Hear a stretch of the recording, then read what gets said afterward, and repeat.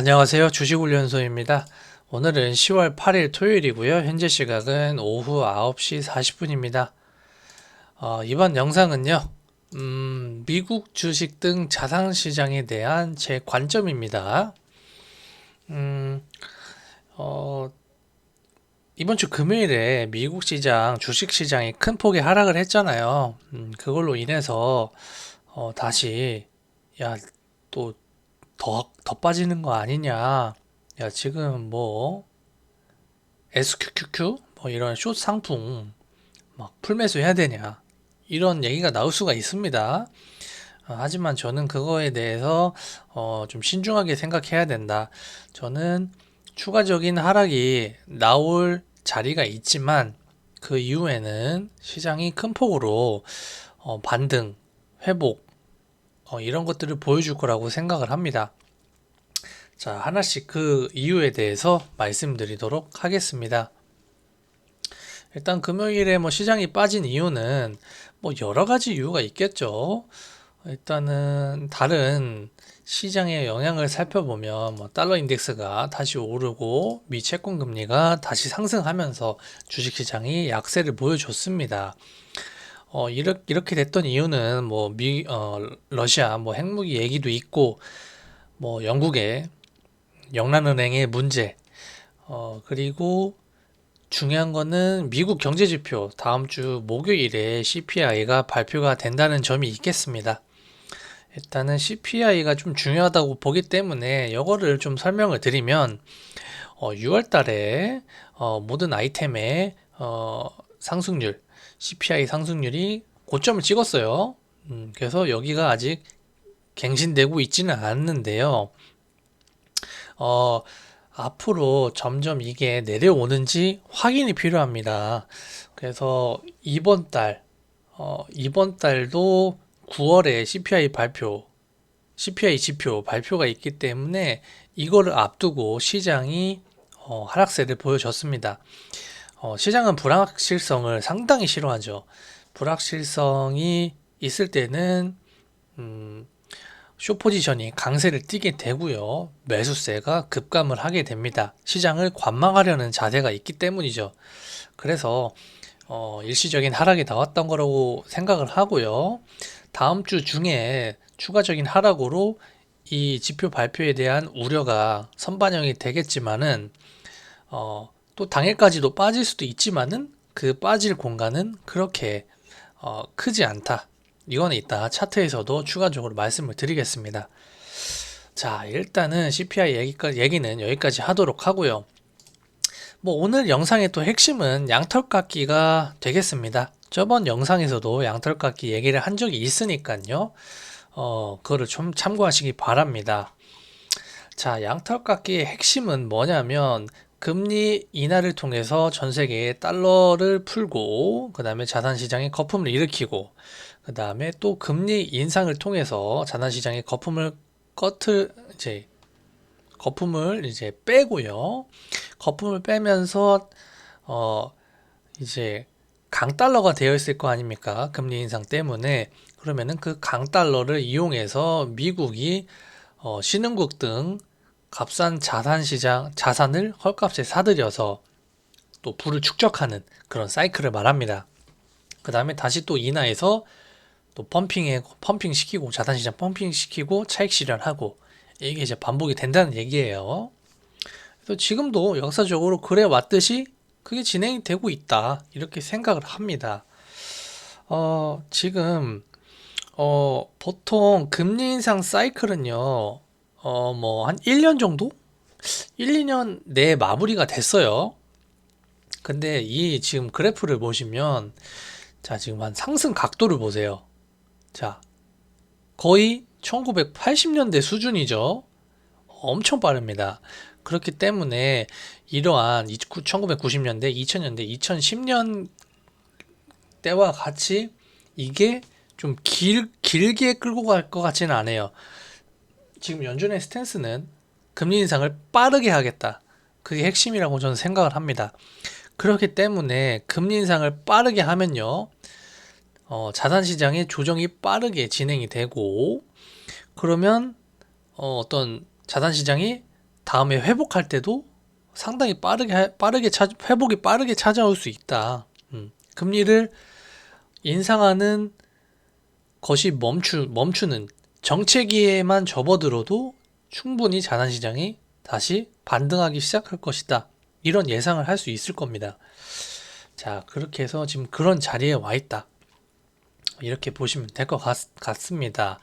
그래서 뭐 강달러, 양털깎기 이런 거에 대한 얘기는요, 인터넷을 찾아보시면은 다른 전문가들이 자세하게 설명을 많이 해놨어요. 그래서 읽어보시면은 이해하기 정말 쉽습니다. 거기서 한번 찾아보시기 바랍니다.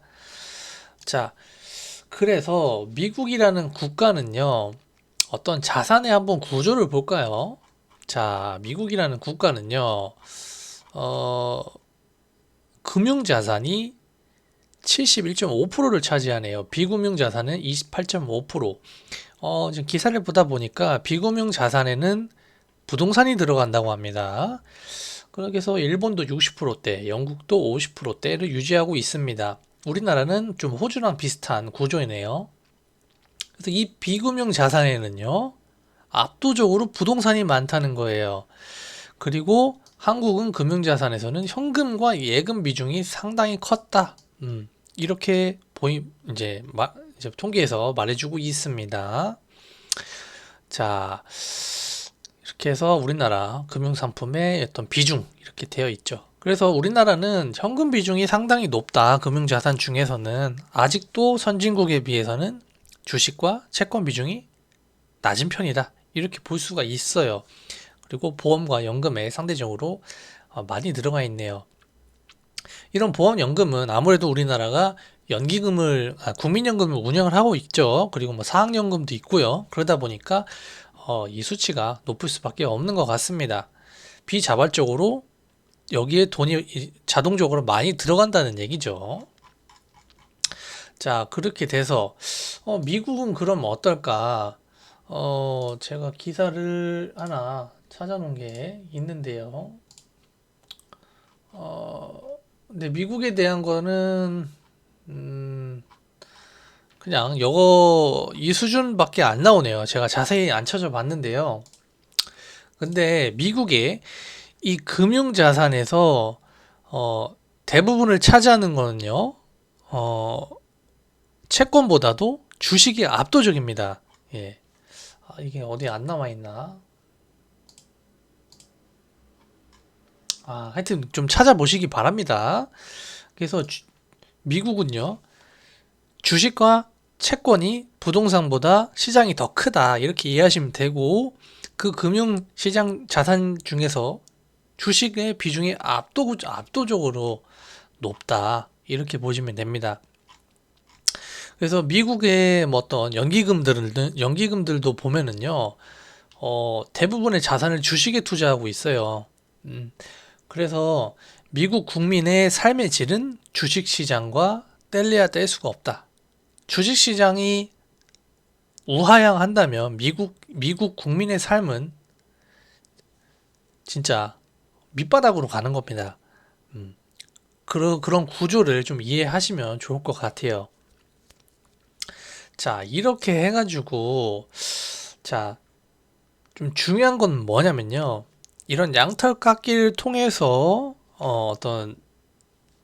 미국 입장에서 해외 자산을 값싸게 사들여가지고, 거기서도 수익을 내고, 또 그걸 담보로 해서 어느 시장을 키우느냐, 미국 주식 시장을 성장을 시킵니다.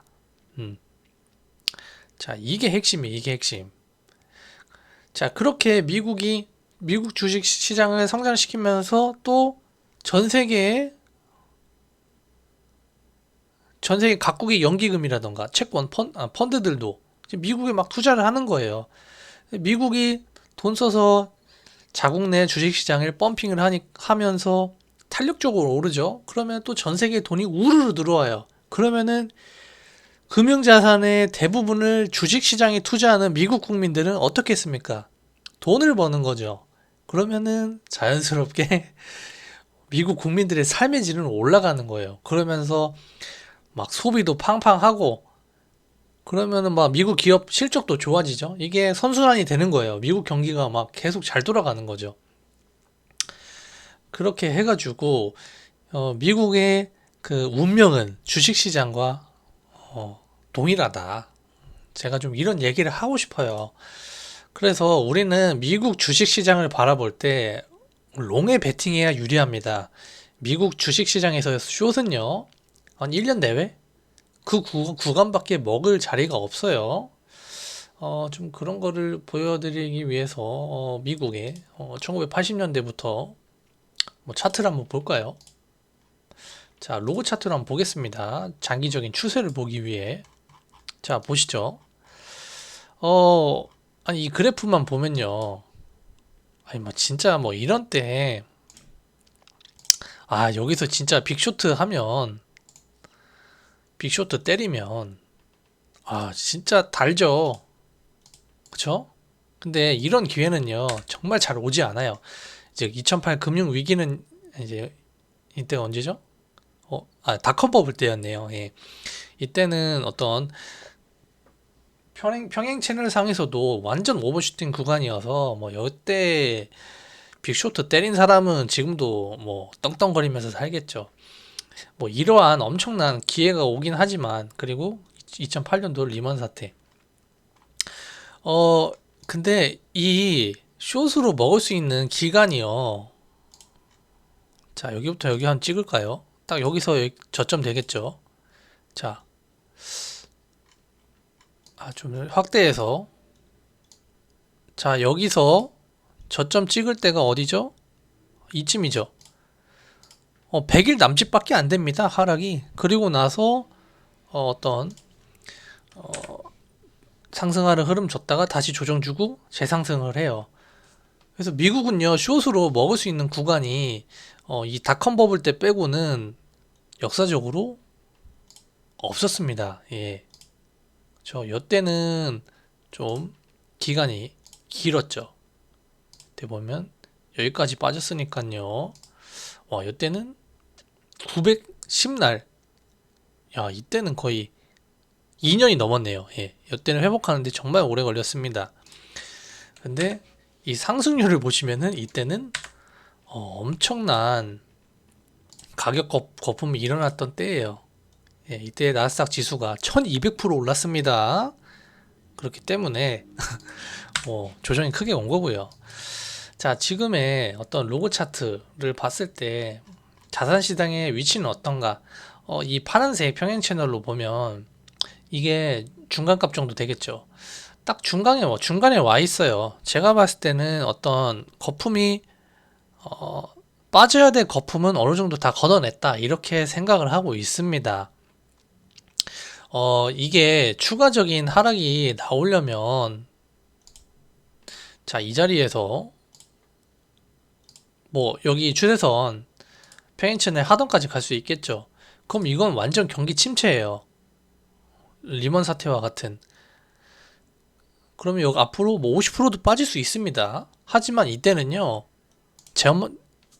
나만 거지가 되는 게 아니라 전 세계 모든 인간이 거지가 됩니다. 그러면은 그거를 운명을 받아들이고 뒤늦게라도 나중에 챙길 거 챙기고 다 팔고 나오면 됩니다. 뭐 다 같이 거지 되는 거예요. 예. 뭐 그럼 어쩔 수 없는 거죠. 하지만 어떤 나스닥의 역사를 보면 이렇게 망하는 때는 리먼 사태밖에 없었다. 그리고요, 이때 금리 인상기의 표를 보면요, 우리가 기준점을 이 제로 금리 시기랑 비교하는 게 적절하다고 생각을 해요. 이때는요, 기본적인 금리가 2, 3%대에 머물고 있었습니다. 예, 예. 근데 지금은 제로금리 2010년대와 비교를 하는 게 가장 적절하다고 생각을 해요. 그래서 너무 과거 데이터를 보실 필요는 없다. 예, 저는 이렇게 말씀을 드립니다. 그래서 2010년대만 기준으로 봤을 때 어떤 나스닥의 장기적인 추세를 보면 장기 트렌드 안에 지금 들어와 있고 딱 중앙값에 와 있다. 상당히 매수하기 괜찮은 구간이다. 좀 이렇게 생각을 하고 있고요. 뭐 물론 여기까지 정말 다으로 갈 수도 있겠지만 나스닥의 주봉상 200일 이평선을 강하게 뚫고 내려간 적이 없습니다. 2010년대 들어서는요. 그래서 최근에 한 12, 3년의 데이터만 가지고 봤을 때는 괜찮은 자리다. 저 이렇게 보고 있습니다. 자, 그렇게 보고 그리고 일단은 또 최근에 나스닥 선물에 차트를 좀 가지고 말씀을 드리면 제가 추가적인 하락이 어디까지 가능한가 저는 1530 정도까지 보고 있습니다. 나스닥 100 선물 기준입니다. 자, 이 자리는요. 피보나치상 코로나 저점과 2021년 11월 고점에 피보나치를 그었을 때 0.618 자리예요. 0.618과 0.5 자리는 상당히 기술적 반등이 잘 나오는 자리죠. 그래서 이 자리가 좀 다음 주 CPI 때문에 하락을 한다면 딱 여기까지 조정 주고 다시 상승하는 흐름을 보여주지 않을까. 전 이렇게 개인적으로 좀 생각을 하고 있습니다. 그래서 뭐 핵심적인 얘기는 다 말씀을 드린 것 같네요. 자, 이렇게 좀 말씀을 드리고 좀 양털깎기 관련해서 제가 추가적으로 저번에 했던 말이 뭐가 있었냐면요. 미국이 양털깎기를 통해서 잘하는 게 뭐냐면요. 새롭게 성장하는 자산시장에 선점을 하는 걸 좋아합니다. 음, 초창기에 싸게 잡으면 개이득이라는 거죠. 뭐 예를 들어서 뭐 우리가 아직도 금을 거래하고 있지만 뭐 골드 볼까요? 골드 선물? 뭐 이거 하나 보면요. 자, 금의 로그 차트상 지금 상승 흐름인데요. 나스닥이랑 비교할까요? 나스닥. 자, 이게 골드, 나스닥. 자, 어느 게 크게 상승했나요? 그쵸? 같은 기간이죠? 훨씬 나스닥이 크게 상승을 했죠. 요거는 미국 주식이 미국의 경제와 정말 밀접하게 연관이 있기 때문이기도 하고요. 골드 같은 경우에는 엄청 오래된 자산이에요. 그렇기 때문에 여기서 금이라는 자산 시장에서는 앞으로 큰 폭의 상승을 기대하기는 어렵습니다. 뭐 우상향은 하겠지만요. 그렇기 때문에 항상 어떤 초창기의 시장은요, 시가총액이 작잖아요. 그래서 앞으로 오를 수 있는 룸이 많이 남아 있어요. 그래서 초창기에 그 시장을 선점하는 게 중요하죠. 그래서 양털깎기와 이러한 초창기의 시장, 앞으로 성장 가능성 이런 걸 봤을 때 저는 미국이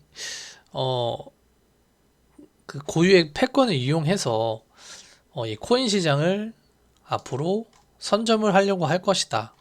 전 이렇게 생각을 하고 있습니다. 그래서 앞으로 지금도 코인이 많이 오른 거긴 하지만 2015년, 14년부터 생겼으니까 여기서 추가적인 상승 파동이 앞으로 이제 금리 인상이 멈추게 되고 인하기에 다시 접어든다면 또 하나의 큰 상승이 일어날 수 있다. 정말 비트코인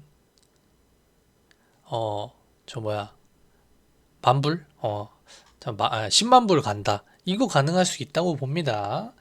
그래서 미국이 자신의 코인 규제도 하려고 하고 달러 패권에 어떤 종속시키려는 그리고 기존의 자기들의 금융시장, 자산시장, 특히 주식시장과 유사하게 이거를 취급하려는 성격을 좀 띠고 있죠. 그런 것들이 다 이런 것들이 좀 녹아있다. 저 이렇게 좀 생각을 하고 있습니다. 그래서 비트코인도 좀 곁다리로 말씀을 드렸네요. 자, 영상은 여기까지 하도록 하고요. 다음 주 CPI 발표 지표 변동성으로 추가 하락은 있겠지만 저는 좋은 매수 기회로 생각한다. 이게 요점이고 앞으로 또 이제 금리 인상이 멈추고 금리 정책이 그 이후에 또 인하기에 접어들면은 지금 이 시기가 정말 좋은 매수 기회였다. 이렇게 회자될 날이 또 올 겁니다. 자, 영상 여기까지 하도록 하겠습니다. 감사합니다.